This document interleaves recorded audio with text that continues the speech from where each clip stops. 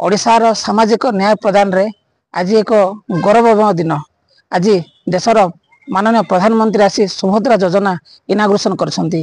को कोरापुटवासी बहुत आनंद रे स्वागत जणाइछंती। आपण देखंतु कोरापुट गोटे आदिवासी बहुल अंचल और एठारे महिला माने प्रत्येक क्षेत्र में पछरे छंती, से सामाजिक भाव हो किंबा अर्थनैतिक भाव रे।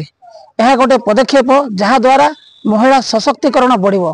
देखंतु सरकार जितेबाला जो वर्ष को 2 किस्ती रे जो टंका देवे से टंका बेले से माने निजर जीवन जीविका हो, शिक्षा हो, स्वास्थ्य हो, ए दिगरे अनेक गुड़े कार्य करि पारिबे। देखंतु महिला सशक्तिकरण हेबे केतेबेले जेतेबेले से माने अर्थनैतिक सुदृढ़ हबो। अर्थनैतिक सुदृढ़ हेले से माने स्वावलंबी हेबे।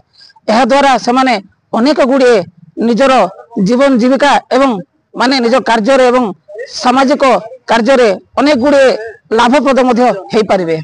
मु भावुची एही योजना अनेक फलप्रद हबो एवं महिला सशक्तिकरण दिगरे यह गोटे जुगान्तकारी पदक्षेप।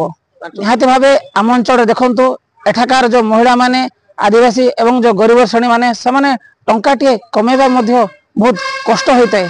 से माने जेतेबेले निजर स्वामी ऊपर निर्भर करती किंबा अन्य ऊपर निर्भर करती को बहुत कष्ट लगी थे। सरकार जो द्वारा ए छोटिया गोटे स्कीम घोषणा करने द्वारा तांकर सामाजिक एवं जीवन क्षेत्र में अनेक उपकारिता हेबो। आपण देखंतु गोटे 5000 टंका गोटे गाँ गहली रे जदि गोटे महिलाटे छोटिया दुकान करे, से 5000 टंकार जदि छोट दुकान करे ताहले निजर जीवन जीविका उपरे तांको परिवार मध्य निर्भर हेबो एवं समाने मध्य निजर परिवार प्रतिपोषण करि पारबे एवं समाने सुदृढ़ होई पारबे।